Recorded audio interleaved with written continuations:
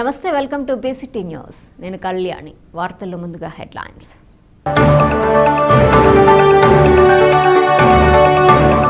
రైతుల వద్ద ఉన్న ధాన్యాన్ని ప్రభుత్వం కొనుగోలు చేస్తుంది. బాపట్ల శాసనసభ్యులు వేగేసిన నరేంద్ర వర్మ. బిడ్డకు తల్లిపాలు చాలా శ్రేష్టమైనవి, తల్లిపాలను పట్టించాలి. పీడి రాధామాధవి. వచ్చే సీజనల్ వ్యాధుల పట్ల పంచాయతీ అధికారులు అప్రమత్తంగా ఉండాలి. ప్రాథమిక వైద్య ఆరోగ్య కేంద్రం వైద్యులు గోపీనాథ్.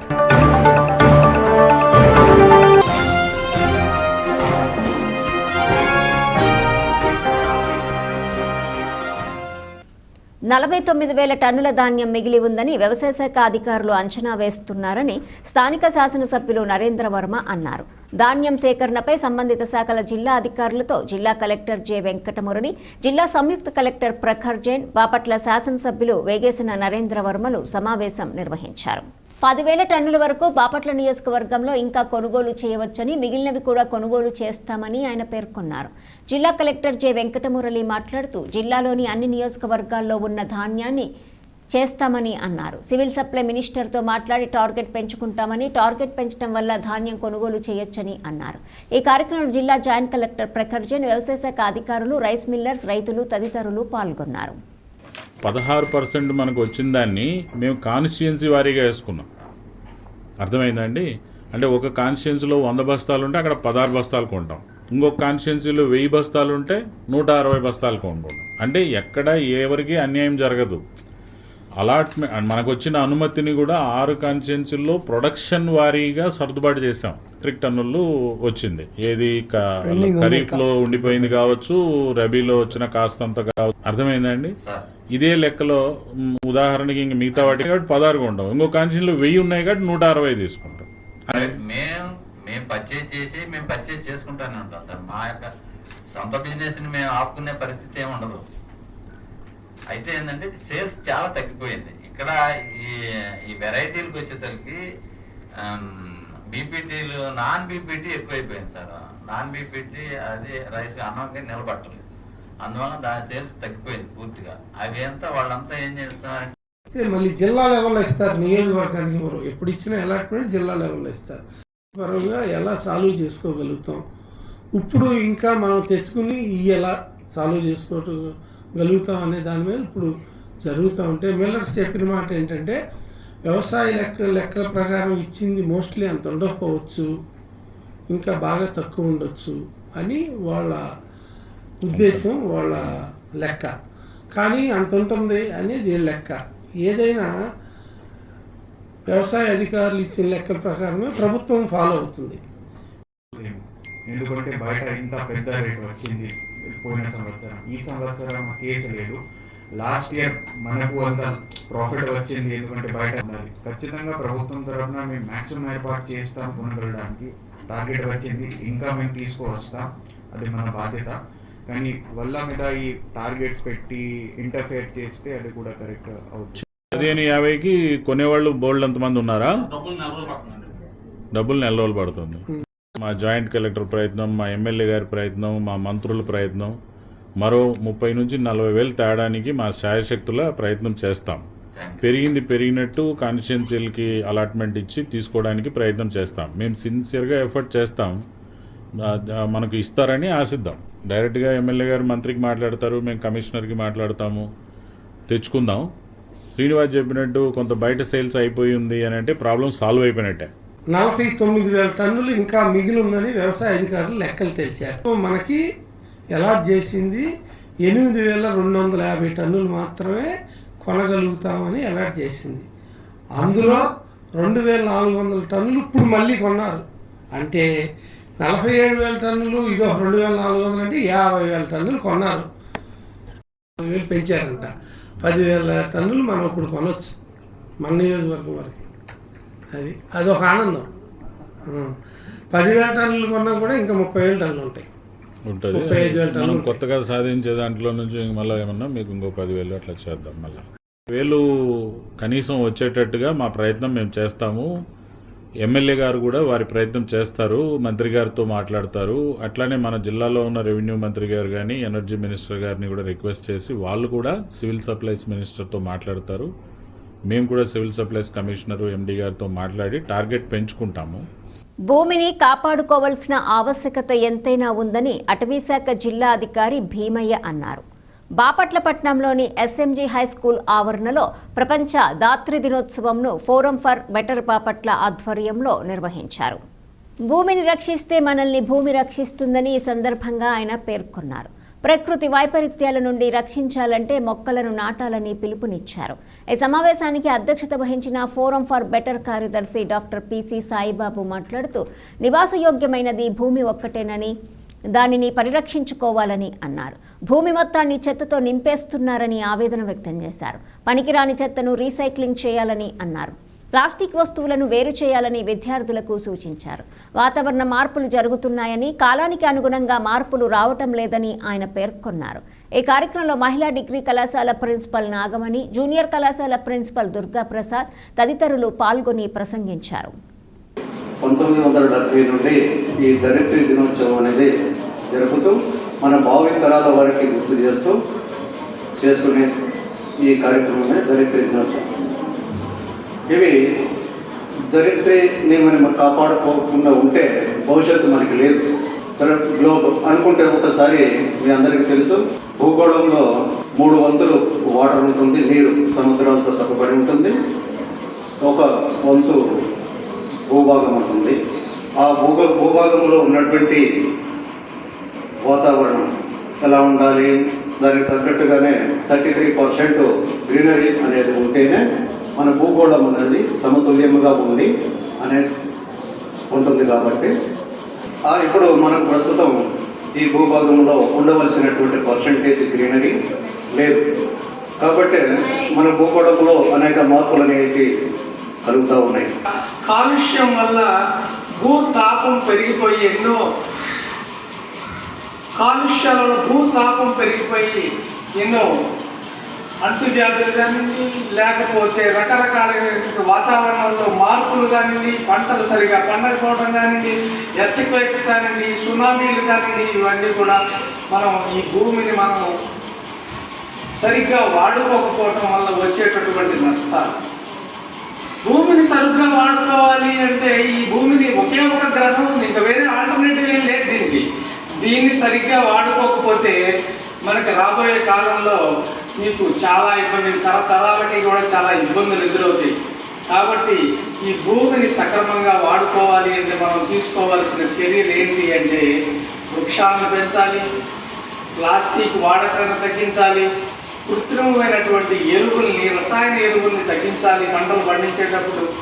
ఆ తర్వాత మనం సేంద్రియ ఎరువులు కూడా సారవంతంగా ఉండటం దానికి దోహదపడతాయి. యాక్ట్ ఒక చోట పడాలి డస్ట్బిన్, అది మళ్ళీ మున్సిపాలిటీ వాళ్ళు తీసుకెళ్ళి రీసైక్లింగ్. వేస్ట్ ఎప్పుడు మొత్తం భూమి అంతా ఈ చెత్తతో నింపేస్తాం. జీరో వేస్ట్ అక్కడికి తీసుకెళ్ళాలి. ఈ వేస్ట్ని రీసైకిల్ విత్ 3 hours రీసైకిల్ చేయాలి, రెడ్యూస్ చేయాలి, వేస్ట్ని రీయూజ్ చేయాలి, రీసైకిల్ చేయాలి. వేస్ట్ విషయంలో జాగ్రత్తగా ఉంది. జీరో వేస్ట్ మన చేతుల్లో ఉన్న పని అది. మీరు ఏదైనా ఉంటే వేస్ట్ జాగ్రత్తగా పట్టుకో, దాన్ని క్యారీ అవుట్ చేసి అక్కడ డస్ట్బిన్లో ఆ రీసైక్లింగ్ చేసే విధంగా మున్సిపాలిటీ వాళ్ళు పెట్టారు. అనేక ఈ వ్యర్థ శుద్ధి కేంద్రాలు ముందుకొట్టు పాలనలో ఇట్లా అనేక గ్రామాల్లో ఉన్నాయి. ఆ పని ఫస్ట్ మీరు చేయాల్సింది. తర్వాత ప్లాస్టిక్ నిషేధం, ప్లాస్టిక్ క్యారీ బ్యాగులు వాడడం ఉంటుంది, ప్లాస్టిక్ బాటిల్స్ సరే అక్కడ లాగా గుడ్డ సంచులు వాడాలి.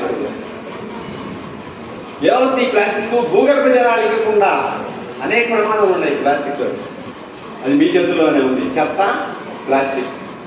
విద్యార్థులు అత్యాధునిక సాంకేతిక పరిజ్ఞానాన్ని అందిపుచ్చుకోవటానికి ఇలాంటి వర్క్షాపులు ఎంతగానో ఉపయోగపడతాయని బాపట్ల ఎడ్యుకేషన్ సొసైటీ అధ్యక్షులు ముప్పాలనేని శ్రీనివాసరావు అన్నారు. బాపట్ల ఇంజనీరింగ్ కళాశాలలో 5 రోజుల పాటు smart mobility, vehicle safety and AI సిస్టమ్స్పై వర్క్షాప్ మరియు హ్యాకథాన్ ఎలక్ట్రో హాక్ ఫెస్ట్ 2025ను బాపట్ల ఎడ్యుకేషన్ సొసైటీ అధ్యక్షులు ముప్పలనేని శ్రీనివాసరావు సభ్యులు ప్రారంభించారు. స్మార్ట్ మొబిలిటీ, వాహన భద్రత మరియు కృత్రిమ మేధస్సు రంగాల్లోని తాజా పరిణామాలపై అవగాహన పెంచుకోవటం ద్వారా విద్యార్థులు భవిష్యత్తులో మంచి ఉద్యోగాలు పొందగలరని ఆయన ఈ సందర్భంగా ఆశాభావం వ్యక్తం చేశారు. ఏప్రిల్ 22వ తేదీ నుండి 26వ తేదీ వరకు కళాశాల ప్రాంగణంలో జరుగుతుందని పేర్కొన్నారు.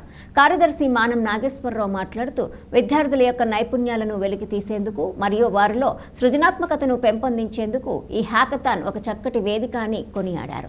పరిశ్రమ అవసరాలకు అనుగుణంగా విద్యార్థులను తీర్చిదిద్దటానికి తమ విద్యా సంస్థ ఎల్లప్పుడూ ముందుంటుందన్నారు. ప్రిన్సిపల్ డాక్టర్ ఎన్ రమాదేవి మాట్లాడుతూ ఎలక్ట్రికల్ అండ్ ఎలక్ట్రానిక్స్ ఇంజనీరింగ్ విభాగం ఆధ్వర్యంలో జరుగుతున్న ఈ వర్క్షాప్ హ్యాకథాన్కు విద్యార్థుల నుండి విశేషమైన స్పందన లభించిందన్నారు. నిపుణులైన అధ్యాపకులు, పరిశ్రమ నిపుణులు ఈ కార్యక్రమంలో పాల్గొని విద్యార్థులకు విలువైన సూచనలు మరియు శిక్షణ అందిస్తారని ఆమె పేర్కొన్నారు. కార్యక్రమ కన్వీనర్ డాక్టర్ ఎన్ కార్తిక్ మాట్లాడుతూ ఈ 5 రోజుల కార్యక్రమంలో స్మార్ట్ మొబిలిటీ యొక్క ప్రాముఖ్యత, వాహన భద్రతా ప్రమాణాలు, కృత్రిమ మేధస్సు యొక్క అనువర్తనాలపై సమగ్రమైన శిక్షణ ఇవ్వబడుతుందన్నారు. హ్యాకథాన్లో విద్యార్థులు తమ యొక్క వినూత్న ఆలోచనలతో పరిష్కారాలను రూపొందించడానికి అవకాశం ఉంటుందని, విద్యార్థులు, అధ్యాపకులు ఈ హ్యాకథాన్లో ఉత్సాహంగా పాల్గొని తమ ప్రతిభా పాఠవాలను చాటి విలువైన బహుమతులు పొందగలరన్నారు. రీసోర్స్ పర్సన్ ఈగిల్ టెక్నాలజీస్కి చెందిన verification and validation engineer Sanjay మాట్లాడుతూ ఎలక్ట్రో హాక్ ఫెస్ట్ 2025 అనేది విద్యార్థులు, సాంకేతిక నిపుణులు కలిసి తమ నైపుణ్యాలను ప్రదర్శించడానికి, కొత్త విషయాలు నేర్చుకోవటానికి మరియు సాంకేతిక సవాళ్లకు పరిష్కారాలను కనుగొనటానికి ఉద్దేశించిన ఒక ముఖ్యమైన కార్యక్రమం అన్నారు. ఈ ప్రారంభోత్సవ కార్యక్రమంలో joint secretary Doddapaneni Venkaiah Chowdary, coordinator doctor B Vijayakrishna, doctor CH Hariprasad, అధ్యాపకులు, విద్యార్థులు తదితరులు పాల్గొన్నారు.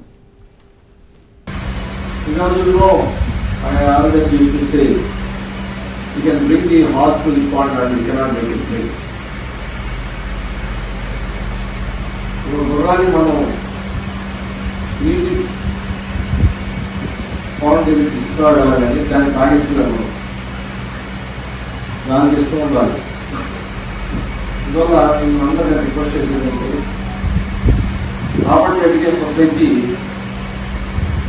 ఎన్ని విద్యా సంస్థలు KG to PG and Robert engineering college one of the prestigious college in Robert education society. And this is a real society we are serving for the students in and around the Babakla to provide quality education. All of you for this 5-day workshop and hackathon on smart mobility, vehicle safety and AI assistance. So first of all, I extend my sincere gratitude to our management for their unwavering support in making this event a reality.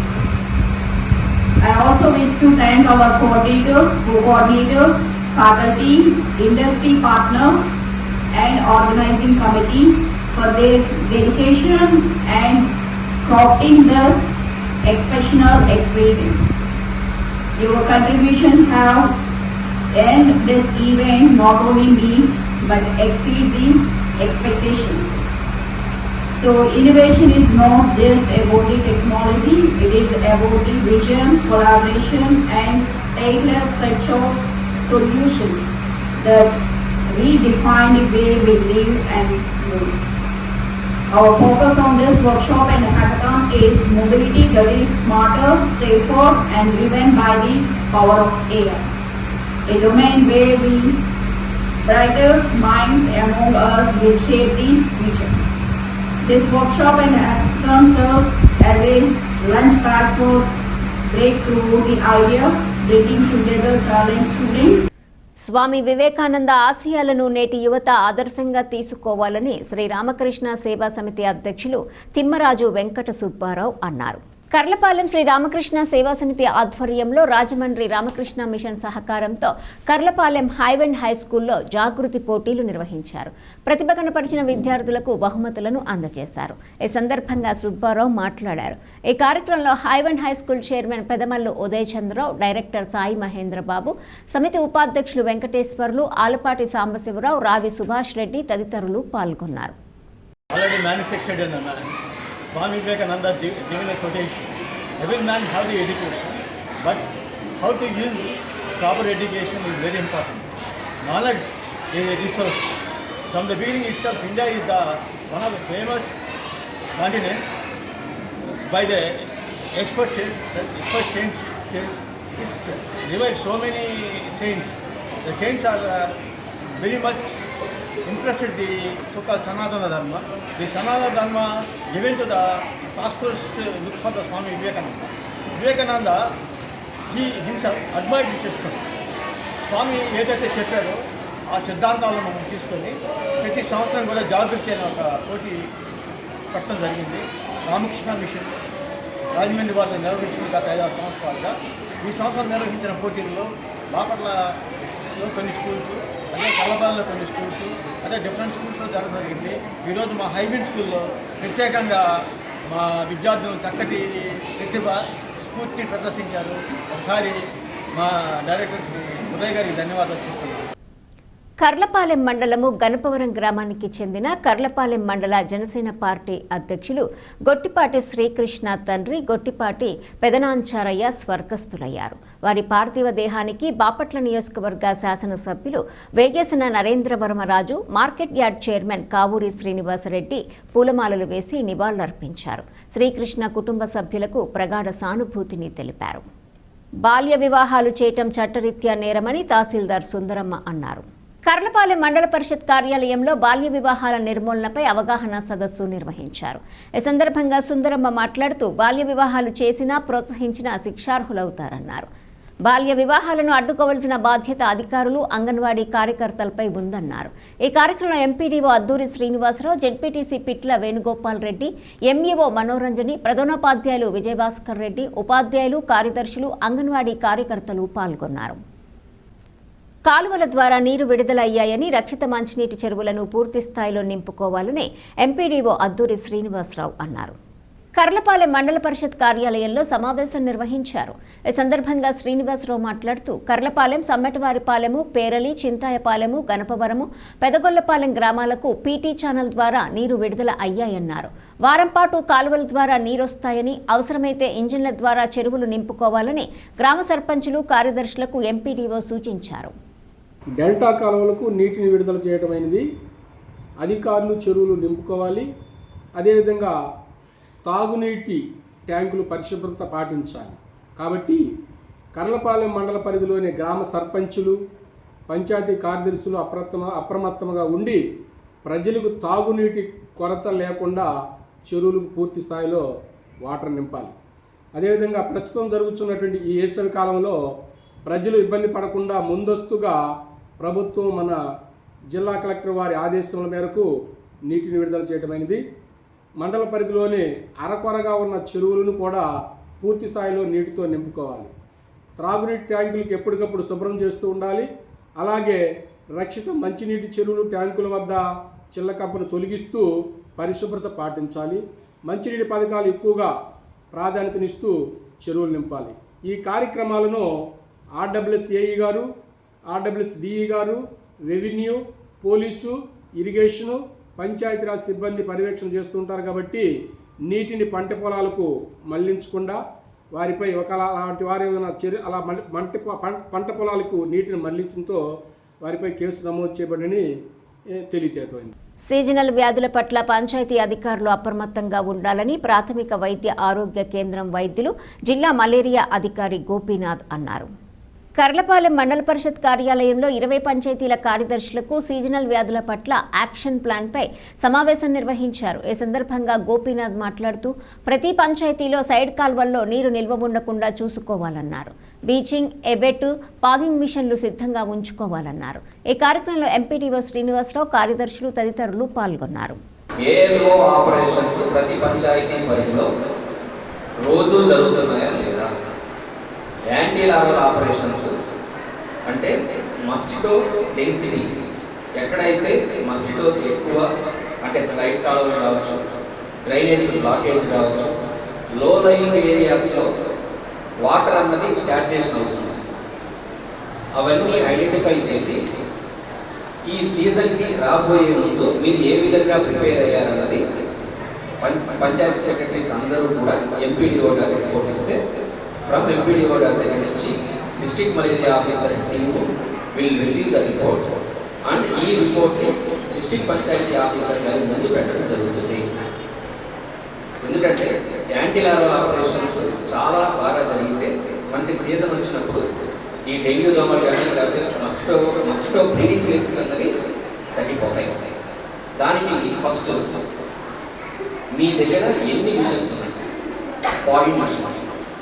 ఒకవేళ 14 machines రిపేర్లో ఉంటే మీరు repair చేయించారా లేదా? Repair కండిషన్లో ఉన్నాయా లేదా? First point. Second one is a better solution. మీ దగ్గర ఎంతమంది ఇప్పుడు అబెట్ సొల్యూషన్ ఎంత ఉంది? అది చాలా చాలా ఇంపార్టెంట్. మీరు అబెట్ సొల్యూషన్ని మీరు ప్రొక్యూర్ చేయకపోతే it will be a crime.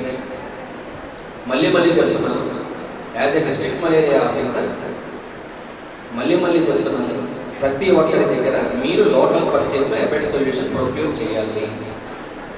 మీకు ఏమైనా అనుమానాలు వస్తే please contact DMO office Bapatla or otherwise మీరు ఈ డిస్ట్రిక్ట్ పంచాయతీ ఆఫీసర్లో ఉన్నటువంటి ఆ టీంను అడగండి. అబెట్ సొల్యూషన్ అనేది పంచాయతీ పరిధిలో లేకుండా యాంటీ లార్వల్ ఆపరేషన్స్ చేయడం జరగదు.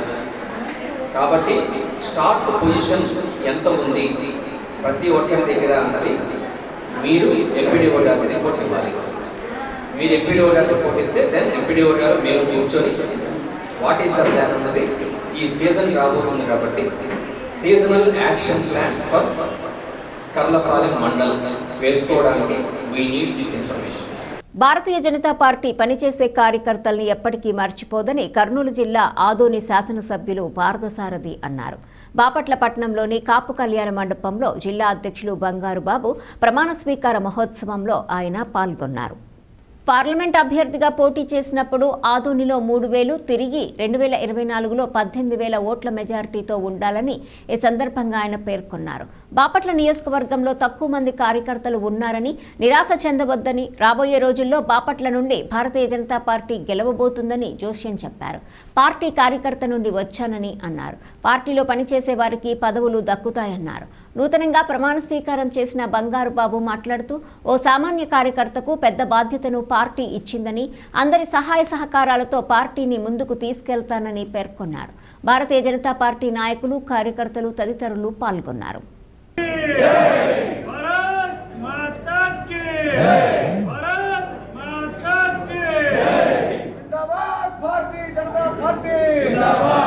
నేను ఒక విషయం చెప్తాను. నేను ఆదోని ఎమ్మెల్యేగా కాకుండా ఆదోని నుంచి భారతీయ జనతా పార్టీ గురించి కూడా మీకు అర్థం కాదు.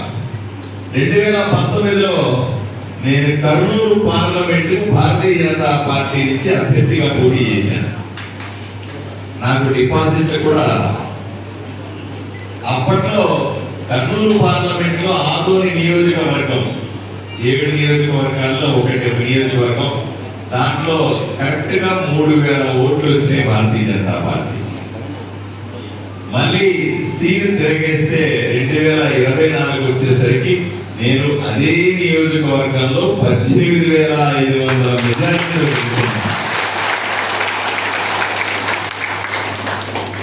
నేను ఈ మాట నీకు ఎందుకు చెప్తా ఉన్నానంటే, బాపట్ల ఈ రోజు మీరు అనుకుంటుండొచ్చు మనకి 2,000 ఓట్లు 3,000 ఓట్లు ఉన్నాయి, తక్కువ ఉంది, బలం లేదు అనుకుంటుండొచ్చు. కానీ మీరంతా గట్టిగా అనుకుంటే వచ్చే ఎన్నికల్లో బాపట్ల నుంచి కూడా మీరు ఎమ్మెల్యేగా గెలిచే అవకాశం ఉన్నది.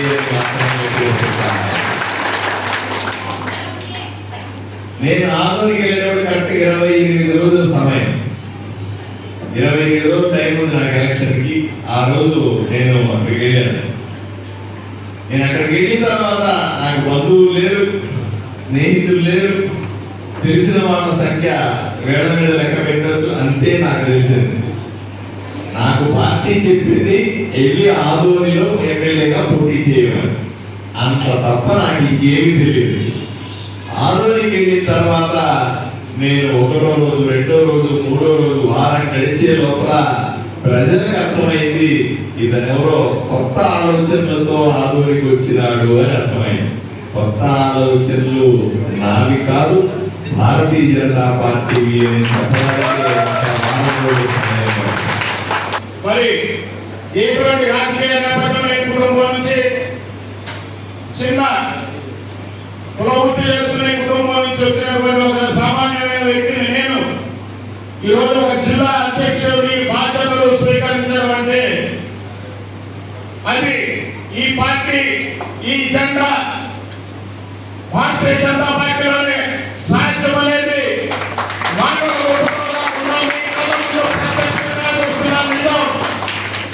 సామాన్య మానవుడు కూడా భారతీయ జనతా పార్టీలో ఎమ్మెల్యే కాగలరు, ఎంపీ కాగలరు, కేంద్ర మంత్రి కాగలరు, ప్రధానమంత్రి కాగలరు అంటే నేను మీలాగా మధ్యలో కూర్చొని తప్పట్టు పెడతా. నేను ఈరోజు ఏదో చిన్న జిల్లా అధ్యక్ష పదవి అదే కాకుండా ఒక గౌరవమైనటువంటి ఇంతమంది నా సోదరుల ఆశీస్సులతో ఇంతమంది పెద్దల యొక్క దీవెనల ద్వారా ఒక జిల్లాకి అధ్యక్షుడంటే నాకు మీరందరూ అందించిన సహకారం నా గుండెలో ఎప్పుడూ గుర్తుంటుంది.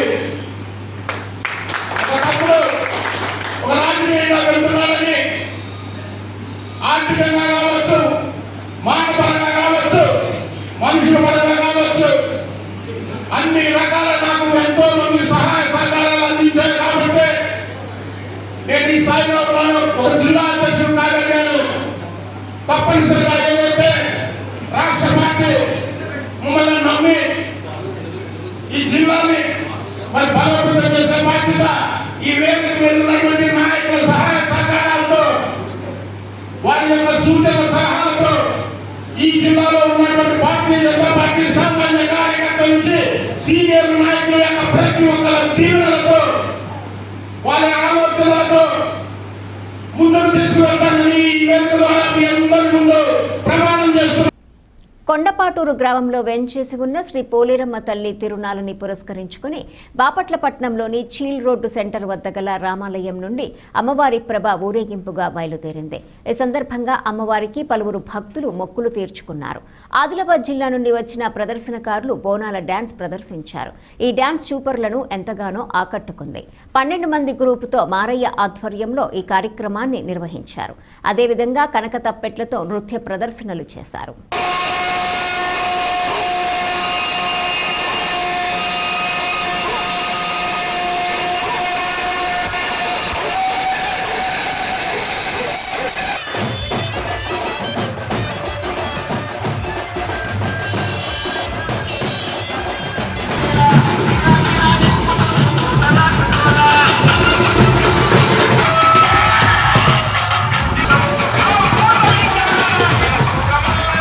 దైవభక్తితో పాటు దేశభక్తి కలిగి ఉండాలని జిల్లా ధర్మ ప్రచారకు జంజనం హేమశంకర్రావు అన్నారు. సమరస్త సేవా ఫౌండేషన్ ఆధ్వర్యంలో పిట్టలవానిపాలెం పంచాయతీ పరిధిలోని డేగలవారిపాలెంలో భక్తులతో సత్సంగం నిర్వహించారు. ఈ సందర్భంగా జిల్లా ధర్మ ప్రచారకు జంజనం హేమశంకర్రావు మాట్లాడుతూ హిందువులందరూ దైవభక్తితో పాటు దేశభక్తి కూడా కలిగి ఉండాలన్నారు. హిందూ ధర్మం సనాతనమైనది. ధర్మంపై అవగాహన కలిగి ధర్మ రక్షణకు కృషి చేయాలన్నారు. ఈ కార్యక్రమంలో నిజాంపట్నము ఖండ్ ధర్మ ప్రచారక్ అక్కల సుబ్బారెడ్డి, శీలం ఏడుకొండల రెడ్డి, పెదకోటి రెడ్డి, ధనలక్ష్మి తదితరులు పాల్గొన్నారు. హిందూ బంధువులందరూ మన ధర్మంలోనే ఉండాలని, మన ధర్మానికి మించిన ధర్మం లేదని చెప్పడం జరిగింది.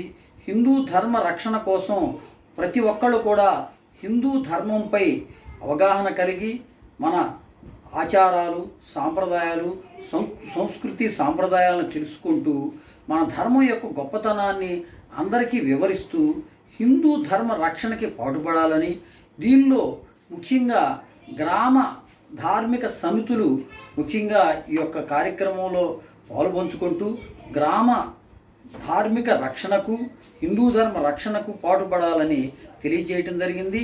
ఈ కార్యక్రమంలో అక్కల సుబ్బారెడ్డి గారు, డేగల కోటిరెడ్డి గారు, అట్లాగే వీరందరూ కూడా తదితరులందరూ, లక్ష్మి గారు, వీళ్ళందరూ కూడా పాల్గొని ఈ సత్సంగ కార్యక్రమాన్ని విజయవంతం చేయటం జరిగింది.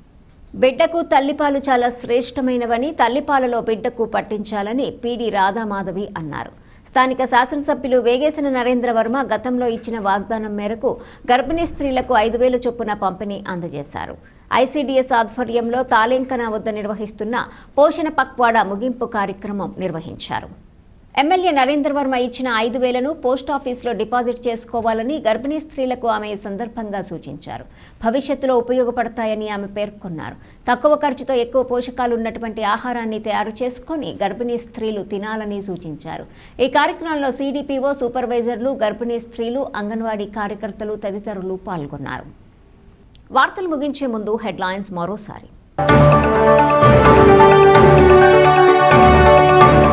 రైతుల వద్ద ఉన్న ధాన్యాన్ని ప్రభుత్వం కొనుగోలు చేస్తుంది. బాపట్ల శాసనసభ్యులు వేగేసిన నరేంద్ర వర్మ. బిడ్డకు తల్లిపాలు చాలా శ్రేష్టమైనవి, తల్లిపాలను పట్టించాలి. పిడి రాధామాధవి. వచ్చే సీజనల్ వ్యాధుల పట్ల పంచాయతీ అధికారులు అప్రమత్తంగా ఉండాలి. ప్రాథమిక వైద్య ఆరోగ్య కేంద్రం వైద్యులు గోపీనాథ్.